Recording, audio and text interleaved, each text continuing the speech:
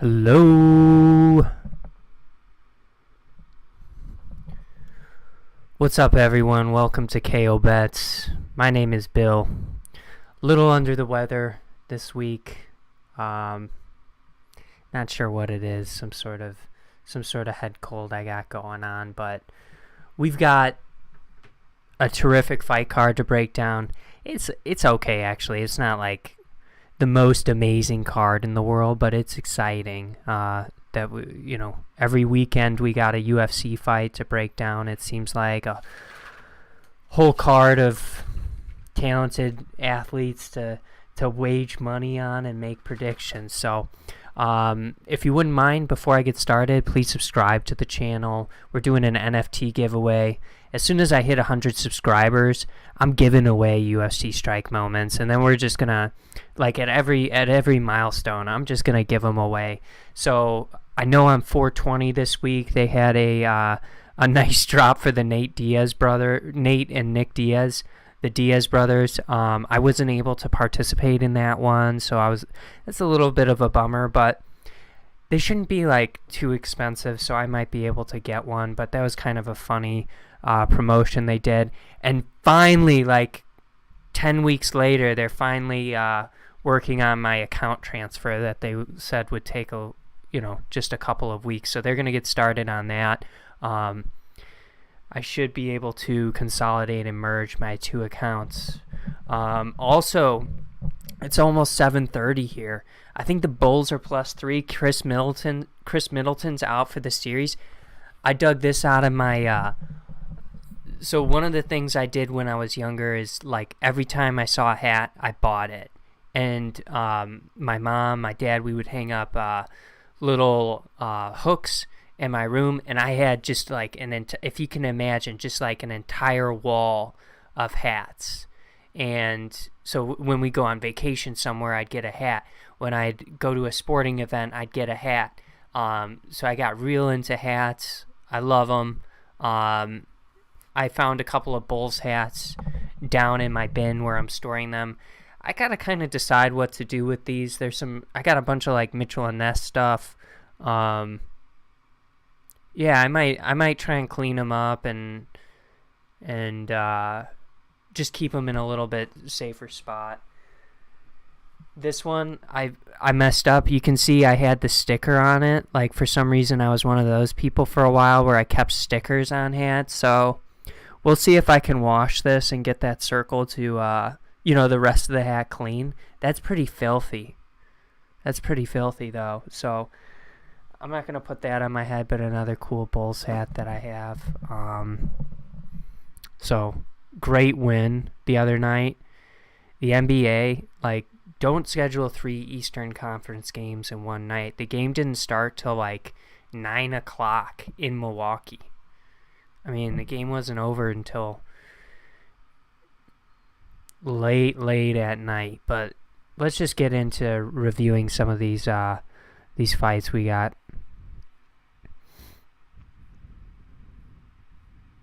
Where are we going? So we've got UFC Fight Night. Lemos versus Andrade. We'll start off with the prelim. We've got Dean Barry taking on Mike Jackson. I actually was able to see Mike Jackson back at Whitaker and Romero 2 at the United Center. I mean, he fought against CM Punk, and then he tested positive for, like, smoking pot or something. But the dude, he was a clown. He didn't act very professional about it. He beat a WWE wrestler, acted like he was amazing. I think in the fight prior, he got choked out by Mickey Gall.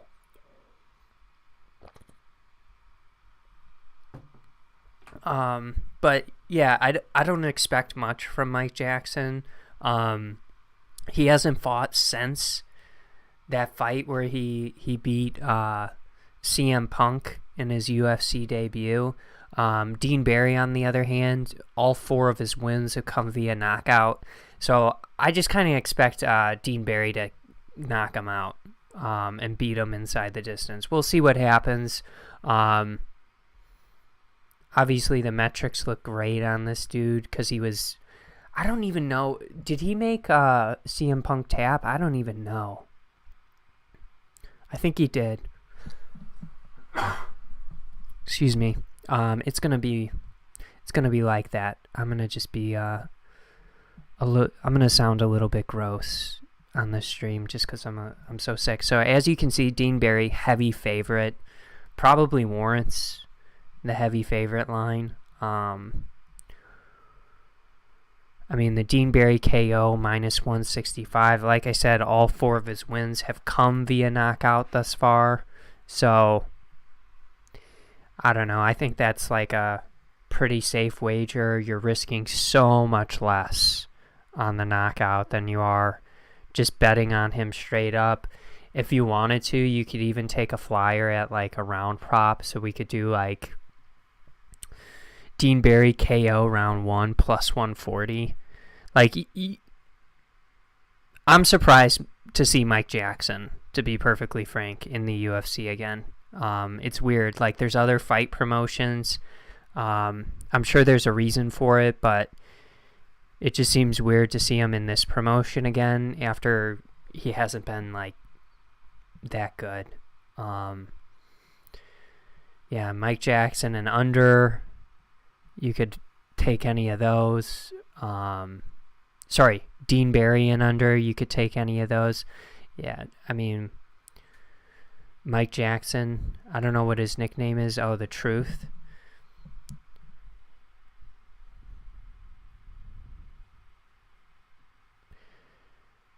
That's me. I'm just not very high on him. Next fight, we've got Marcin Prachnio taking on Philip Lins. Marcin is 15-5 in the UFC. Or sorry, not in the UFC. He's 2-3 in the UFC, 15-5 professionally. Slight favorite at minus 125 in this fight. I mean, he hasn't been the most consistent in his UFC stint thus far. I think he had 3 losses, and now he might be coming off of 2 wins. He's taking on Philip Lins, who's 0-2 in the UFC. Definitely, we'll give Philip Lins like more of the boxing advantage and the stand-up advantage. He definitely will stand in the pocket. I believe his first 2 fights he might have been KO'd. Round 1 KO versus Tanner Bosner, which is, I mean, it's fine. And then, I think he went to a decision versus Andre Arlovsky.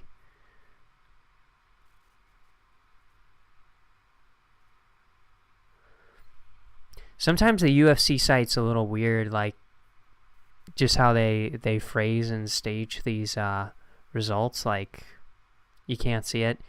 I mean, let's just look it up on SureDog, right? Felipe Lins SureDog. I'm a quick typer, but with one hand I'm a little less proficient. Yeah, so he went to a decision, which makes sense against Andrade. So we're going to for sure give Philip Lins the stand-up advantage. I don't think Marcin presents any sort of takedown threat in this fight. Honestly, this is going to be probably the only underdog we're going to roll with on this card. But we're going to go with Philip Lins here.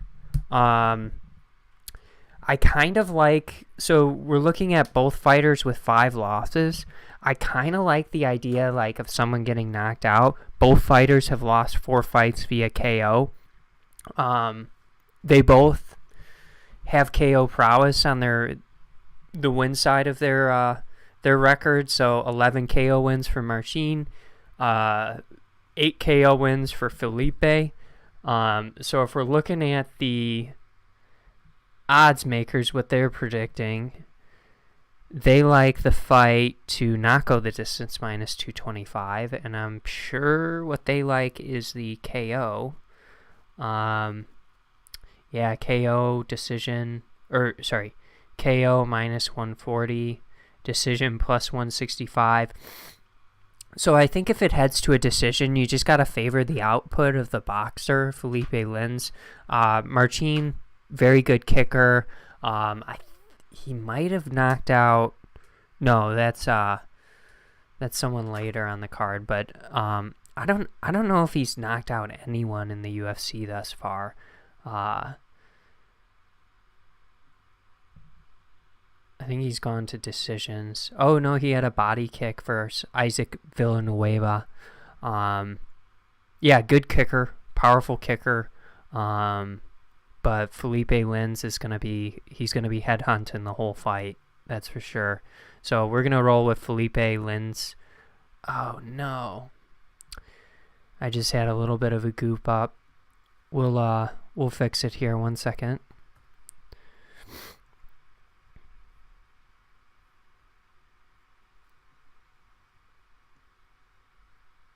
Just moving my tabs to new windows on accident.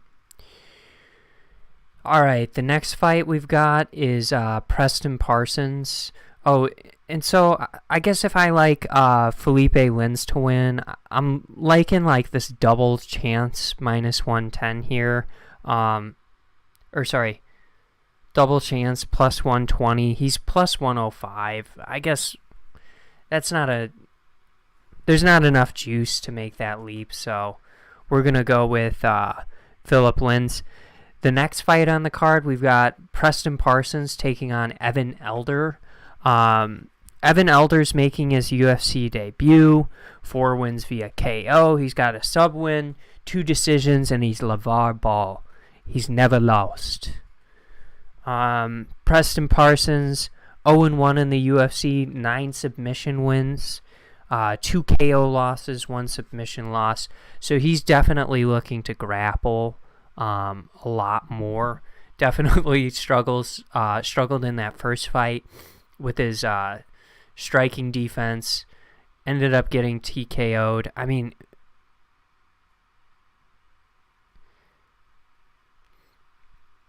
Daniel Rodriguez is no joke, though. But you can see, like, the output from Daniel Rodriguez was just a lot more. I don't anticipate Evan Elder to have the same sort of, stand-up game as a Daniel Rodriguez.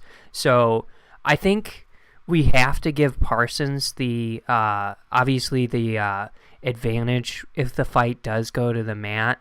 I guess we'll assume that Evan Elder is the better stand-up fighter, but I think I like Preston Parsons in this fight just because he is. Oh my goodness, I keep doing this. I keep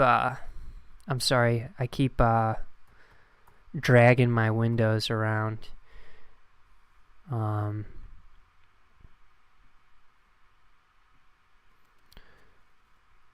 gonna exit that. So if we're looking at the odds makers, I wouldn't be surprised if they like the submission in this.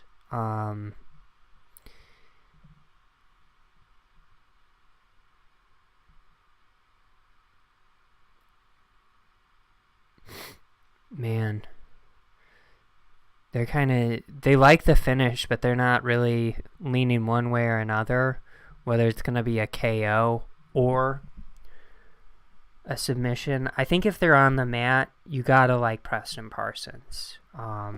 He fought a really tough opponent his first matchup against, like we said, Daniel Rodriguez, and I think I'm going to go with Preston Parsons. I think he can survive whatever stand-up game his opponent, Evan Elder, brings, and we're probably looking at the first loss of Evan Elder's professional fighting career tomorrow night. Iori Quinling taking on Cameron Else. He was initially... No, he wasn't fighting someone else. He was fighting Cameron Else the whole time.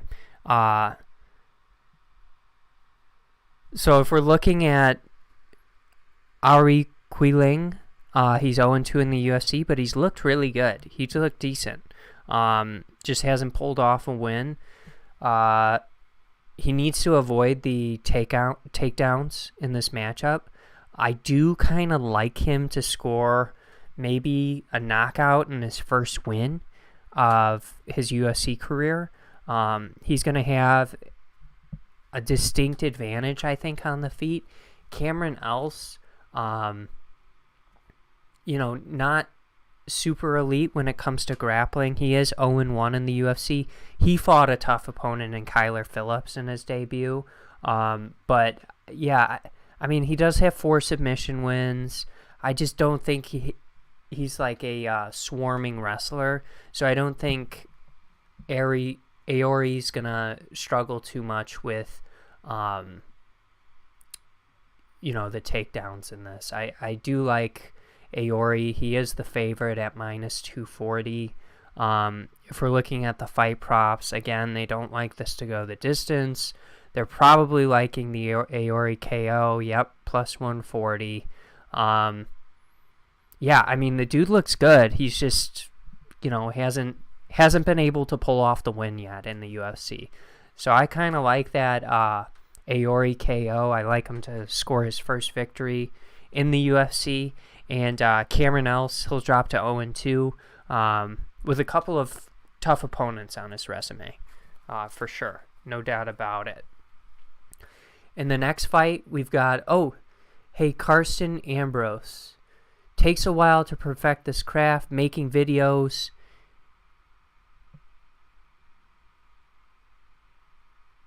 Hey, I appreciate it, Carson. I'm just looking at my screen right now. Can someone in the audience... Oh, you can see it. For some reason on my screen, okay, I see this. It just disappeared. What's going on with this?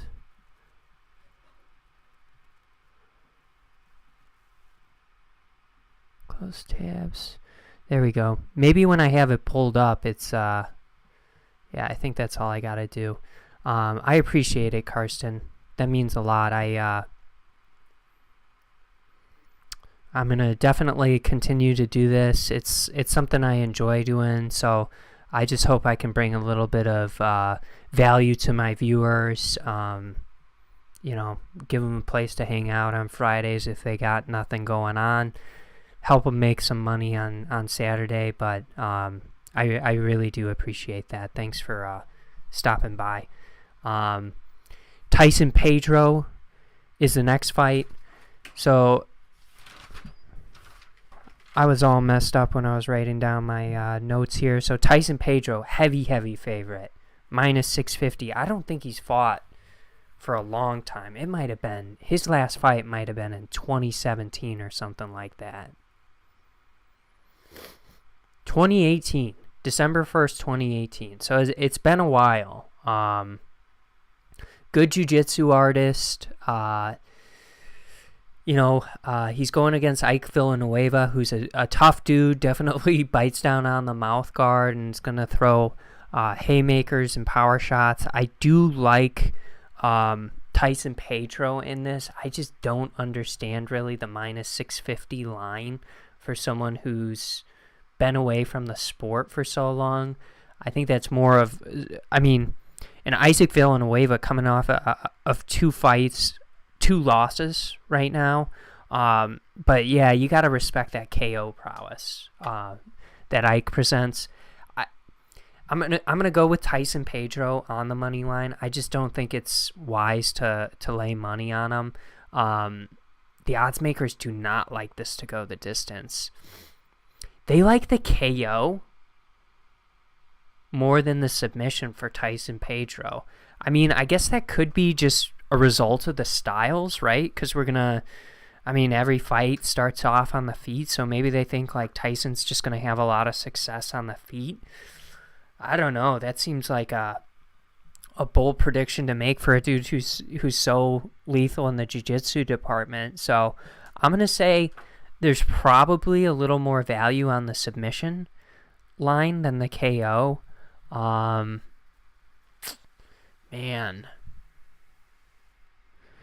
If we're looking at Isaac Villanueva, he's got 13 losses, 7 KOs, 5 submissions. It's tough. He definitely loses via the finish more often than not. So I just think there's a little more value on the submission. I don't understand why the submission wouldn't be more heavily favored in this matchup. So I think as a fight parlay, I'm just trying to find some value for you in here. And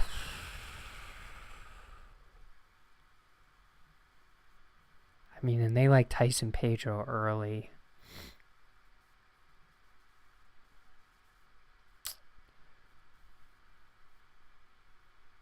Man, I guess I would say the Tyson Pedro submission is kind of what I like. It's better than -115 for a jiu-jitsu artist on the KO. If we're looking at double chance, KO submission, -330. So you're improving your odds a little bit there too. So I would probably explore one of those 2 options.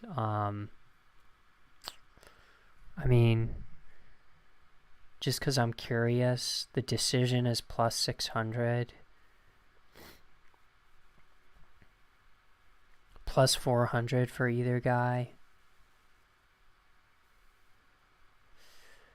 That's kind of, I don't know. That's a tough matchup. Like I said, Tyson hasn't fought since 2018. Ike Villanueva definitely more active, but I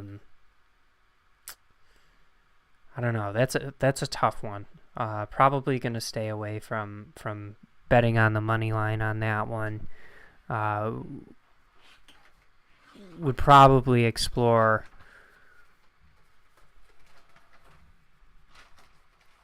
the submission for +180. Would think about doing that. Not interested in like parlaying that by any means, but maybe that's something I would be more inclined to wager money on. Next fight, we've got Dwight Grant taking on Sergey Kondozoko. That's how you pronounce it. Honda. I'm not sure why his nickname's Honda. If you've ever seen Dude, Where's My Car? There's that line where he's like, they're calling like the car a piece of shit, and he's like, "How dare you? This is an 85 Honda. How dare you? This is an 85 Honda." He's taking on Dwight Grant, who's 3-3 in the UFC. Sergey, 1-1 in the UFC. Slight favorite at -120. Dwight Grant is the underdog at +100. So stylistically, Dwight Grant, explosive, really powerful striker. Jiu-jitsu, I think, is his background.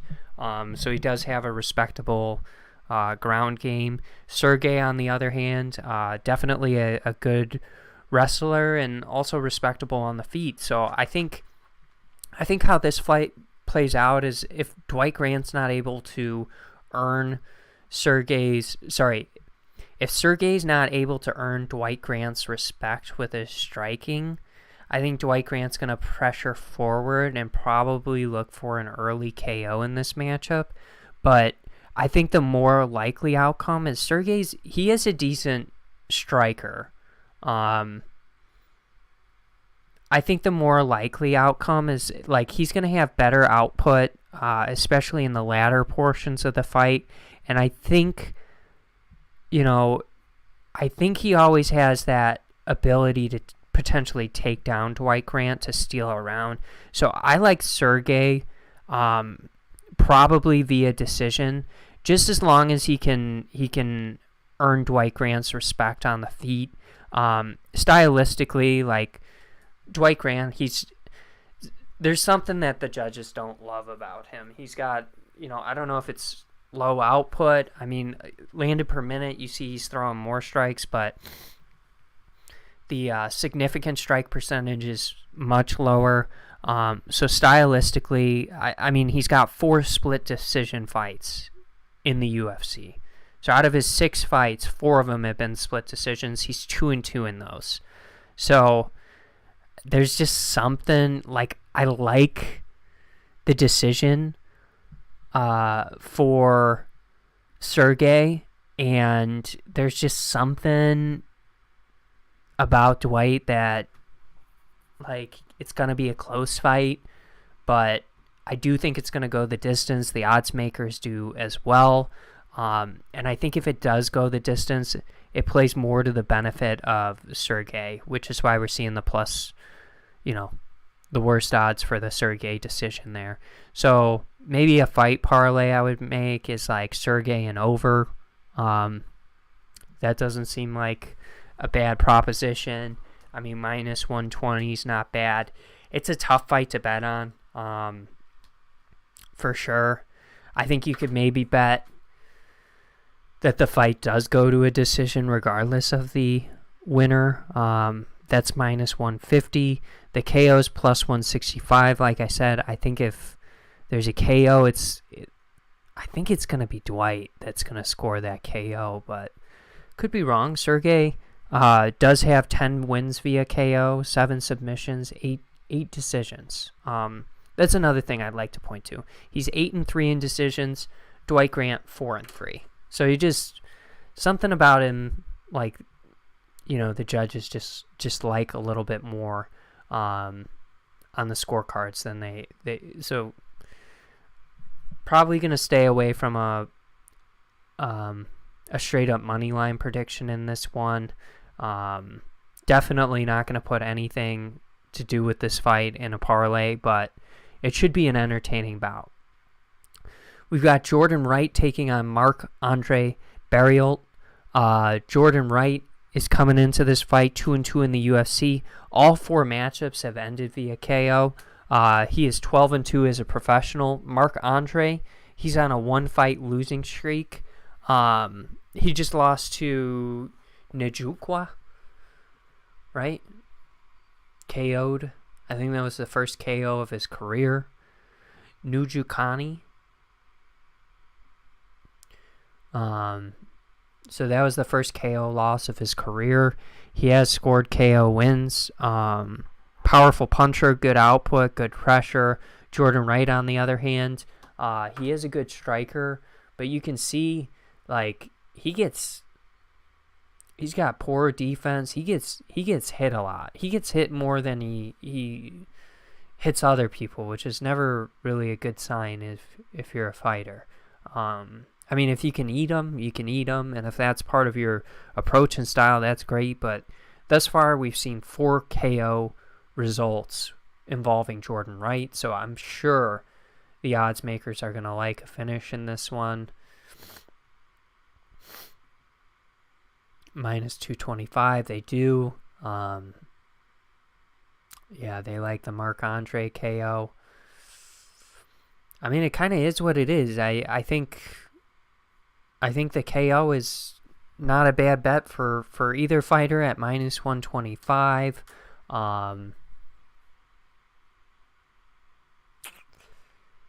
If we're looking at fight parlays, I wonder what the fight line is for.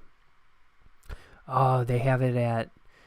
Okay, so it's not too bad if you went under 2.5 for minus 160. That's not too bad either. If we're looking at these guys, Marc-Andre 4-4 in decisions, and Jordan Wright just hasn't been involved in a decision before in his career. 7 KO wins, 5 submission wins, 2 KO losses. So, yeah, it just seems like this one's going to end inside the distance. It seems like it's going to be a knockout, and just because of the pressure, the power, the output of Marc-Andre, I'm going to predict it's him. I think we're going to be...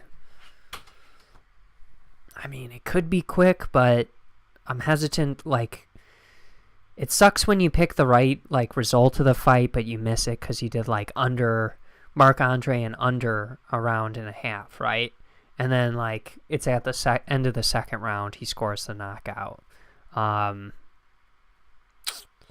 So I don't think I'm going to nominate any sort of fight parlay. I will throw out, like, the Marc-Andre KO plus 150. That maybe isn't bad. If you wanted to lay it on a couple rounds, like the early rounds, I guess if he gets a KO or a victory in either one of those rounds, you're walking away with positive money, right? If we bet $1 there and $1 here, I mean, ideally you get the second round win there, and then you're walking away with $550 extra, subtracting this round 1 bet, $275 extra. So that's an idea. I'm sure fight parlays, I'm sure the KO is even more favorable if you wanted to do something like that. Just I am confident in Marc-Andre in this fight. I do like him a lot. Be careful with, I mean, minus 195 isn't bad odds, so I would just be careful with chasing any more value in this, because, man, I just haven't had luck doing that, it seems like, lately. Now on to the main event. We've got Lando, Veneta taking on Charles Jourdain. We need a quick Bulls update since we're on the main card here.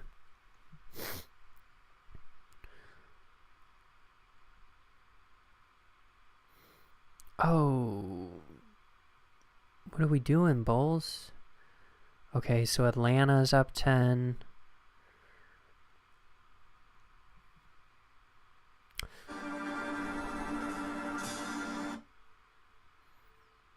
Damn. ESPN.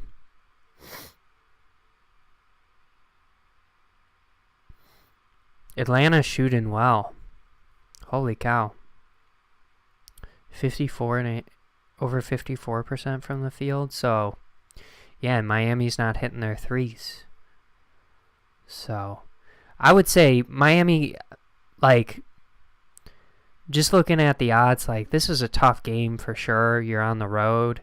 But this kind of seems like a good time to maybe go in on Miami at halftime here on the money line.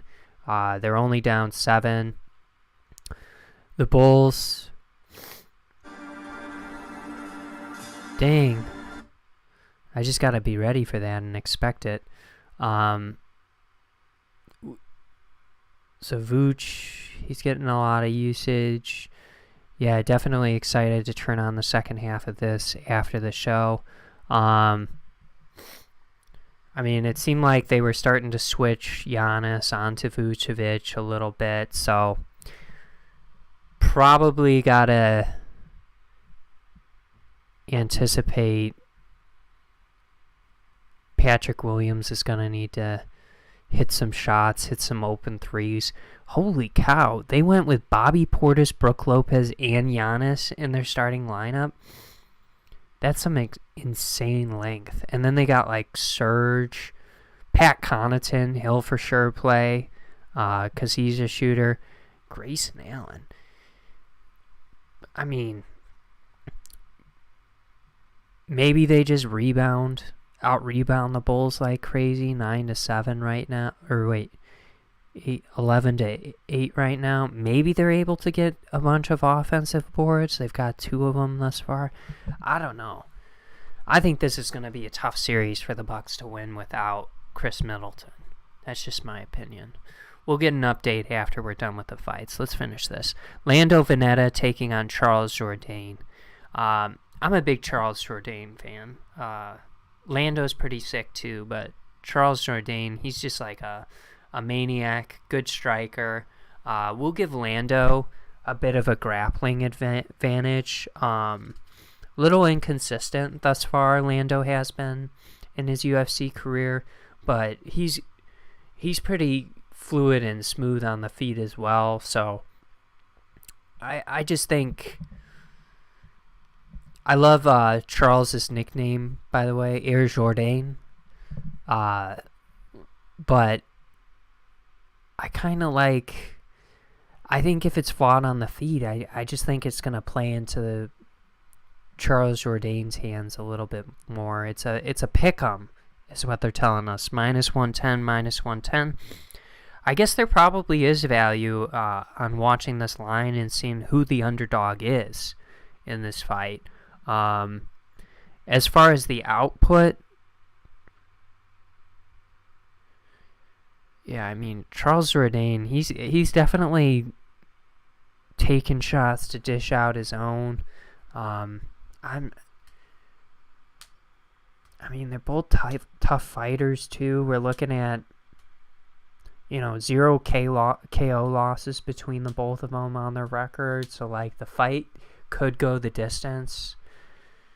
-165.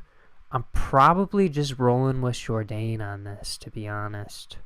If we're looking at decision results, Venetta's 3-4 in decisions. Charles Jourdain 1-3 in decisions. So,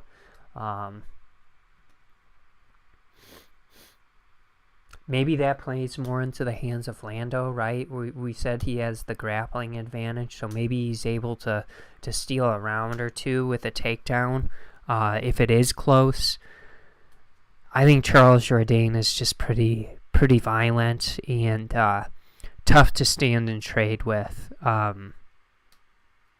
I think Lando, in order to win this, he's definitely going to have to grapple. Even if it goes to a decision, and even given Charles's history there. If we're looking at the takedown defense of Charles, it's only at 48%, which isn't great.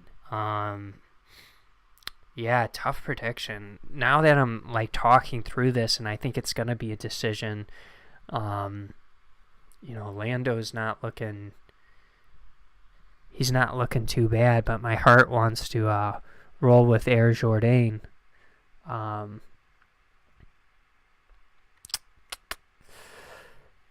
We're rolling with Charles Jourdain. Charles Jourdain, even if the fight goes the distance, I think he could take a decision victory. I don't think that's what he's seeking. He's got 8 KO wins, 3 submission wins. Does have a loss via submission, but so does Veneta. Yeah, I don't perceive Lando as like an overwhelming grappler or wrestler. So I'm not too worried. Chase Sherman back, the Vanilla Gorilla. There's another Vanilla Gorilla, and I think he's a little bit better than Chase, but I mean, he's on his 3rd stint in the UFC. He's 3-8 in his 2 stints. He got cut. He's brought back in. I don't know who he's replacing. I think it was short notice. He's coming back in.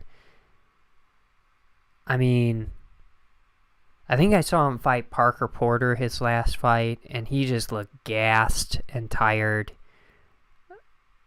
I have to look this up just to confirm. Collier, Parker Porter. Yeah, I mean, don't play with your food, Romanov. Just finish him. I don't know if it's going to be a submission or a knockout. But yeah, seriously, don't mess around with him. Just take him out of there. I'm sure the odds makers like this one to end inside the distance. Here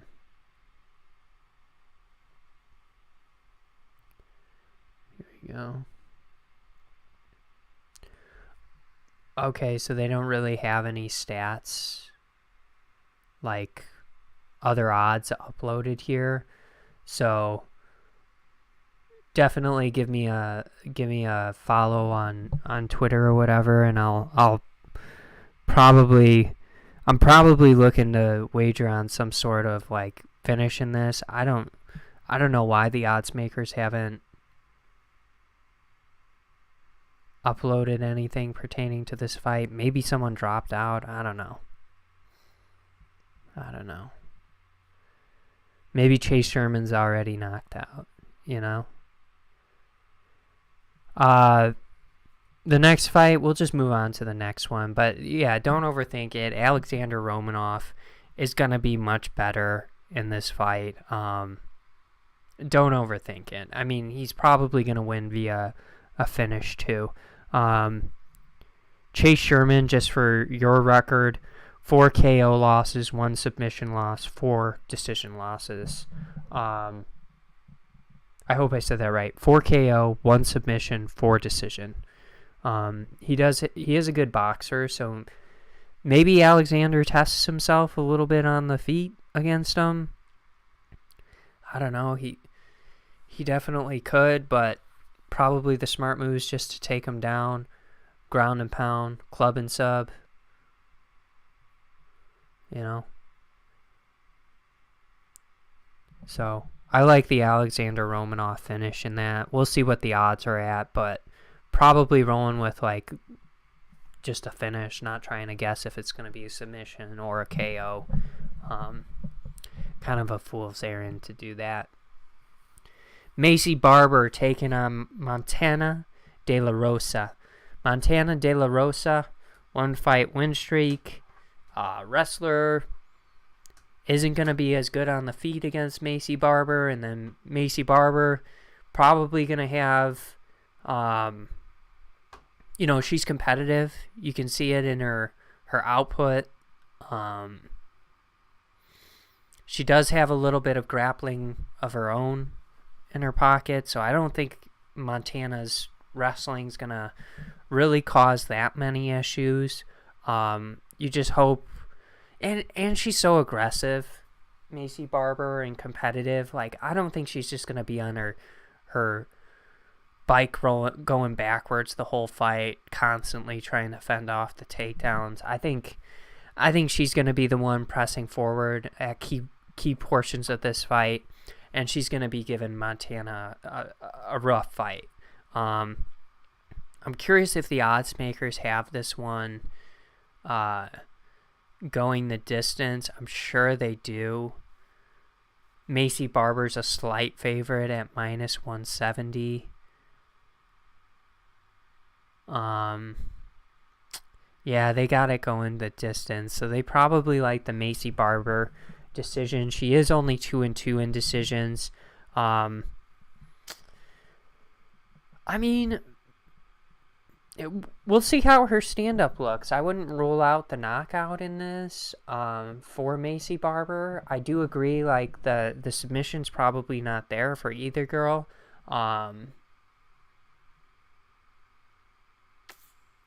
Just given their skill sets, and there is a big discrepancy on the feet. Not a huge one, but that's where the substantial skill difference is going to appear. It's on the feet, and Macy Barber should just be able to win that on the feet. And then I just, I like her.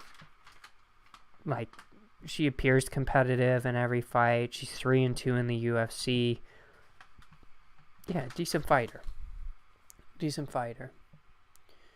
Rolling with her. The next fight, we've got Clay Guida taking on Claudio Puelles. Clay Guida is a maniac. I don't know how he survived round 1 of his last fight. Forget who that was against. I don't know how that wasn't stopped over Santos. Yeah, I don't know how that wasn't stopped. Santos just punched himself out of the fight, ultimately gave up, and Clay Guida was able to secure, I believe, a submission. Yeah, I think it was like a rear naked choke or something. But Clay Guida, gas tank, tough dude, experienced. He is prone to getting hurt, though. So I'm going to roll with Claudio Puelles in this. It pains me to say Clay Guida, Rock Island, Illinois. Shout out, Illinois. But I think I'm going to roll with the younger fighter. He is on a 4-fight win streak. Did have 1 loss before then in his debut in the UFC. 2 KO wins, 6 submission wins. I think his jiu-jitsu will serve him well against a wrestler like Clay Guida. He can't let him just lay on him the whole fight and continuously shoot for takedowns. But I think if he lays some good shots on Clay Guida, and I like the odds. The odds aren't crazy one-sided in this. I think it's a pick'em. Yeah, it's still a pick'em, -110, -110.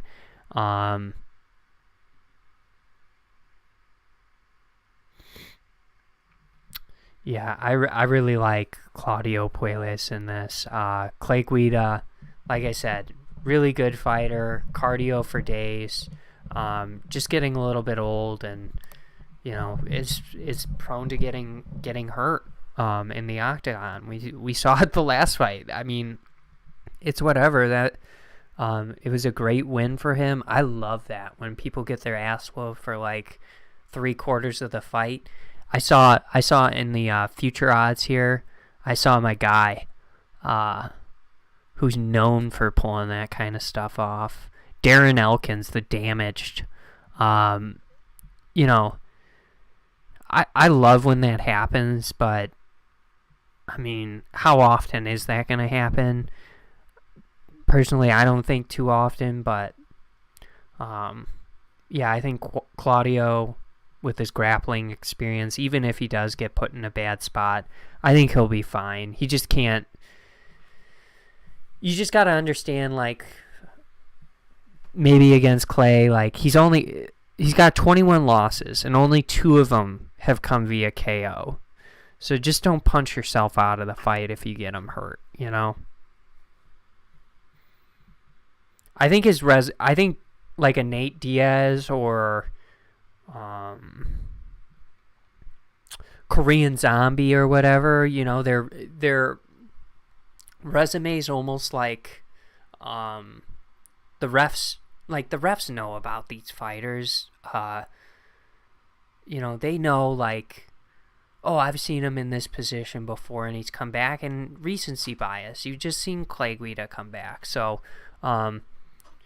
hopefully everyone's safe in this one, but yeah, Clay Guida, just don't punch yourself out of the fight, Claudio.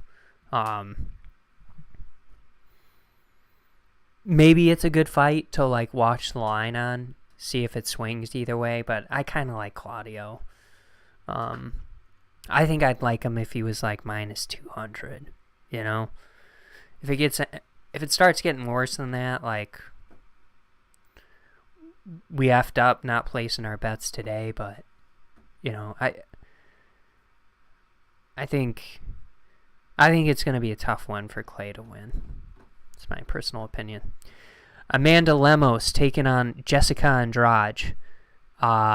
Jessica Andrade is the slight favorite at -220. Amanda Lemos +180 on a terrific 5-fight win streak. She's knocking people out. I love it. She's very entertaining to watch. She's going to be dangerous early in this fight, but she has displayed some cardio issues as the rounds go later. Jessica Andrade, on the other hand, if we're looking at like the last 7 years, she has some losses, yeah, but it's to Valentina Shevchenko, Rose Namajunas, and she beat Rose, right? One time. Weili Zhang, Joanna. You know, terrific fighters. So this is a big step up for sure in competition for Amanda Lemos. Jessica Andrade, I imagine she just needs to take a fight after losing to Rose recently. And I think she had a win in her last fight and maybe a loss before that. Yeah, to Shevchenko. I mean, it's just, the girl's good. You know, she's not losing to scrubs by any means. So I'm not overthinking this one. I'm rolling with Andrade. I don't know if she's going to win. I mean, I think it's going to be a finish. Just the way we saw Amanda Lemos. I think in her last fight, yeah, it was a split decision versus Angela Hill. That was a great fight, and Hill arguably won that fight. But like, yeah, she definitely slowed down in that one. So I'm rolling with Andrade minus 220. I'm kind of wondering why she's not a heavier favorite on this card. Very skilled fighter, very powerful, explosive, great wrestling, powerful hands, has the experience. Love it. I'm curious if the odds makers, they don't think this one's going to go the distance. That's super interesting. I mean, Amanda Lemos, 1 KO loss. Jessica Andrade, I guess if it goes to a decision, you gotta, Andrade is 6-3 in decision. She's been in 9 of those. I think Andrade is going to have the better grappling. So I think if Amanda doesn't get that early KO, it's going to be a long night for her. I'm curious what the odds makers like as far as the result. They love the KO, minus 110. I mean, I'd probably parlay Andrade at minus 220 with, like, maybe Aori Kilang. I like that. I kind of like Marc-Andre. Macy Barber.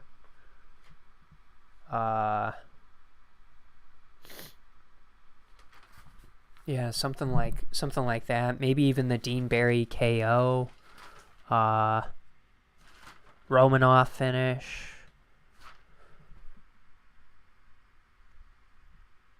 I'm respecting Clay Guida a lot. I kind of want to throw Claudio in there, but I'm respecting him a lot.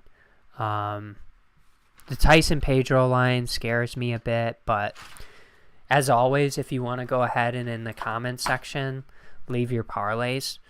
I love to read those. I hope it works out great for everyone. That wraps up the card. I think we need a little Bulls update, though, before we call it a night.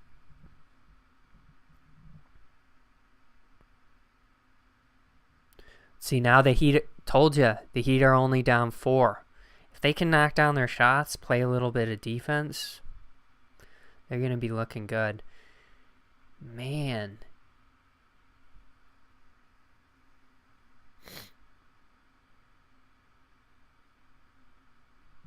This guy, I'm pretty sure he went to, was it Virginia? West Virginia.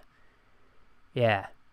This guy, he's been bald for a while, and it was like, I think he was a 4-year player there, and I remember watching him in the tournament, like, damn, who's this full-grown adult playing basketball against college people?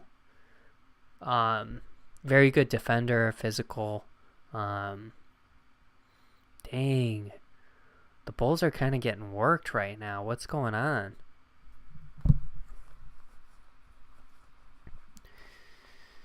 Maybe put Tristan in there a little bit more. I think if you're going to play tall, man, the Bulls, they just don't really have the personnel to play super long.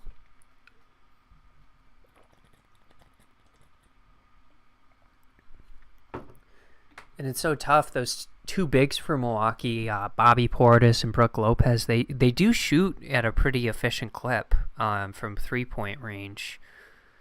So, I mean, Vooch is going to be the key for us, right? They're not like he does a good job of mixing up his pick and roll, but he's been floating out, and every time he floats out, they just leave him open for the three-point shot. So he's got to hit his threes.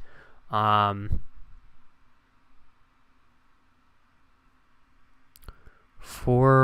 they're 9 for 27, 15 for 29. Yeah, I mean, honestly, with that tall lineup, like the 2-point shots that DeMar likes to take probably aren't great shots. Maybe we could put the ball in DeMar's hand and let him like run the offense through him and let him distribute a little bit more like he did on the Spurs. That might be a good approach. And just, I mean, Levine can shoot, Caruso can shoot, Vooch can shoot, Patrick Williams can shoot. You know, just let those guys kind of play on the wings and let DeMar try and penetrate and kick it out. I don't know. But hopefully they can come back a little bit. So I think a bet I had placed tonight was like Cam Johnson, Trae Young, and Zach LaVine. Whoa. All over 2.5 threes. So Trae Young is 1 for 3. I'm sure Zach doesn't have it, just based on the score. Yeah, 0 for 1. So, it's early, but I'm definitely excited to watch that. Let's see what's trending on Twitter.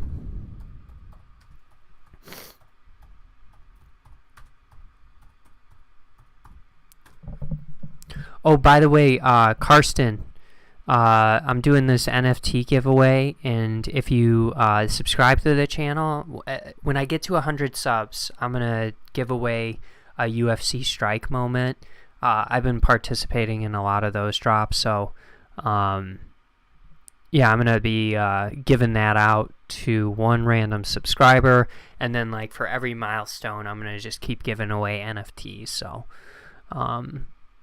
and we'll make it a little more reasonable. I might even drop it to 50 and just give one away at 50, but for sure at 100 we'll give one away. So today, yeah, Drag Race is always trending for some reason on Fridays. I think it must air on Fridays and they must run ads. SmackDown, same deal. They're always trending. Madison Cawthorn appearing to wear lingerie.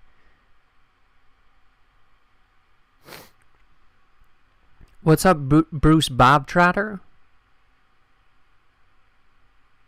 What do you agreed with? I'm confused. Let's see this. Madison. I'm not sure Madison Cawthorn is going to like this media attention. Hey, if he likes women's lingerie, that's cool, but maybe he should cut out the trans bashing. Yeah, I mean, I guess if he's doing that, like, yeah, those are pretty funny photos to recirculate. I don't know who Madison Cawthorn is. I tend to, on the channel, folks, I tend to avoid politics. It's very divisive. You know, it is what it is. I'm happy to talk about it, but I think it's a bad move for the channel. What happened to Tony? Kadarius Toney? Oh, wow. I would love Kadarius Toney. Why are they looking to trade him?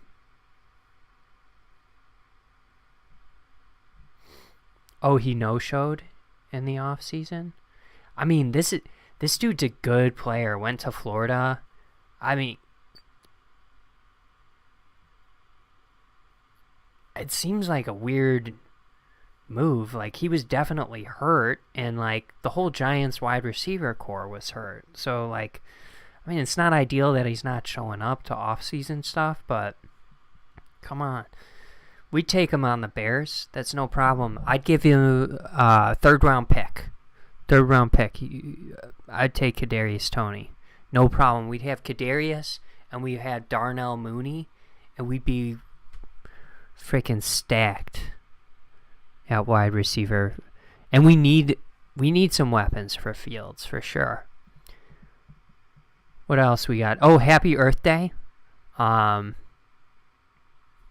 Just a terrific day to, brag about something good you've done for the planet. I think it's, it's just, some people draw a sense of pride from that, and I think I love talking about, like,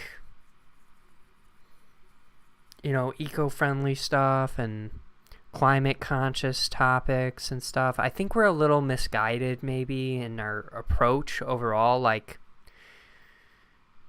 for me, like, if I'm using a plastic straw or a paper straw, like, I don't really think that makes too big of a difference. What I would like to see is, like, big corporations maybe abide by some rules, and for, like, the whole world to buy into this idea that, like, we need to work together to just look out for the planet.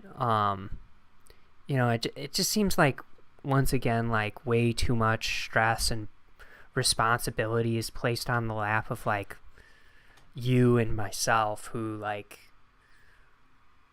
at the end of the day, like, we're not like raking nets over coral reef, digging up, ruining the oceans. We're not the ones who are crop dusting plants with pesticides. Like, we all consume the byproduct of that, right? Which is, like, fish and crops or cattle or whatever. But, like, I just think, like, maybe if we could put more of a burden of responsibility on the companies and people who are responsible for wreaking havoc on the environment, like, that would be a better start. And then, like, not to bash electricity or anything like that, but, like, to force, like, everyone, or to force or incentivize people to move to electric vehicles, like, that's great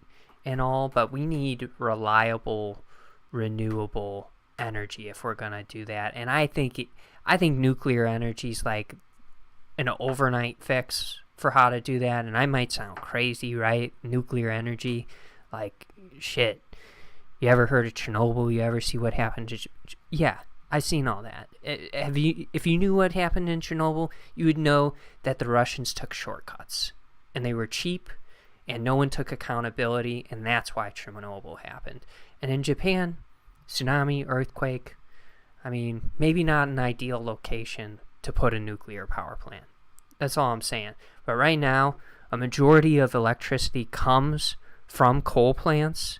So I don't really, I understand, like, if we can work towards the electric vehicle model, like, maybe that's, like, where we end up in the future. I just don't understand, like, the huge push for it now, and, like, the burden not using natural resources like natural gas and oil. The burden that's putting on the American people right now is pretty. It's pretty tough, right? We all go to the gas pump and see the prices, and I don't think it should be like that. I do agree we need to work towards finding renewable energy, and I think that starts with, and Elon Musk has even said it, like, it starts with looking at nuclear power again. If that's what we all agree is the direction we want to go with, like, let's look at it. I just was talking to a great company this week and last week. They do solar panels, and I was asking questions about it. And in Illinois, there's like there's like no buyback programs or anything like that. So like even if you want to be green, you're just like, it's just costing a lot of money out of pocket, it seems like, to be green in those ways. And I think where we could start immediately is like maybe like looking at commercial farmers and fishers, and I think that would make a big difference. If you ever watch Seaspiracy, over 50% of the plastic waste in the ocean is fishing gear. It's like fishing nets. They said there's enough fishing line littered in the ocean to circle the planet like 20 plus times. Buoys. Shit that's designed to catch and kill fish is what's in our ocean, and that's what's killing people. So, or fish. So, I mean, if we could start with maybe, coming together as a world and being considerate of our oceans, it would suck if the oceans like just turned into dead water masses. We'd all die. It would be horrible. So, I don't know. And I love like ocean animals, belugas, dolphins, fish. I love all that shit. See what else we got. Ready to Love. That must be like a new show. Oh, Netflix. Their freaking stock plunged. I don't know what to think about that. I mean, they're losing subscribers. And I think just more like, especially if these tech CEOs, like what Elon's exposed with Twitter is just hilarious. Like, no one's working at Twitter's headquarters. No one's like, no one on the board of directors even owns the stock. They don't give a fuck about the company. They're just like doing whatever politicians tell them to do. And like, I think, and then they're looking at the income statement. So I think just more like CEOs and leaders need to step out from behind the income statement, from behind like whatever's being disseminated in media, and they need to like take a close look at their user base and talk to their customers and lead from that perspective. They don't need to be going out to, I mean, it's like the simplest thing in the world. I looked back. I've had Netflix for a long time. I received a survey this week the day after the stock plunged 25%, and it plunged earlier this year too. It seems so disingenuous to receive a survey requesting my thoughts and opinions on the content, the company, their competitors, all that stuff. It seems so disingenuous to release that the day after poor earnings came out. I think we can all agree about that. Like, there's a way to go about this in a more proactive way, and I think it starts with just, venture, whatever it is, leaders and board of directors getting out from behind the income statement and actually like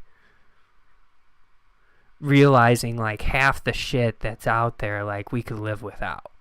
At the end of the day, I could live without Netflix, and I'm going to probably cancel my Netflix subscription just because, I don't know, it was just like, it was super disingenuous to just like, okay, the stock plummets, and then now you're asking me what kind of content I want to watch. Like, shit, I want to watch Prometheus. I want to watch Spider-Man. I love the Marvel films, and those are obviously on Disney right now. But like sci-fi, that's right up my alley. So I appreciate everyone stopping in. Bruce Bob Trotter, great to see you. I I think you stopped in a while ago, and I maybe was a little bit short with you. It was on the Thiago Santos fight card, and you bet me to like put a tattoo on myself if I lost, and I can't remember. I know I was short with you, so if you're still on here, I apologize for that. And I think I agreed to pay you $20 or something if Thiago Santos lost, but he didn't. So, shout out to Boost, Bob Trotter, Carson Ambrose, Holtquist. Appreciate your comment. Means a lot. So I'm definitely gonna keep on doing this, and if you wouldn't mind, share the channel with someone. Tell them I'm doing an NFT giveaway, and if they subscribe, I'm serious. I'm gonna give it away to someone random, and I'll just keep giving them away for every milestone that we reach. So as long as you're subscribed, you'll be eligible to receive that. I'm not sure the most effective way to get in contact with people, but we'll figure it out. We'll figure it out for sure. And maybe follow my Twitter, and that's where we'll conduct the raffles from. So everyone, appreciate you tuning in. Have a great weekend. I'm going to do some garage sale shopping tomorrow. I'm pumped about that. Subscribe to the channel, like the video. Adios. Let's turn on that good music again. Let's open up the club.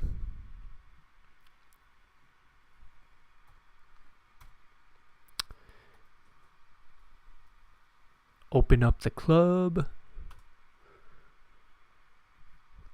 What's going on? Alright, we're going to try this. This beat is a no copyright beat. It's called Cola. We got an ad playing here.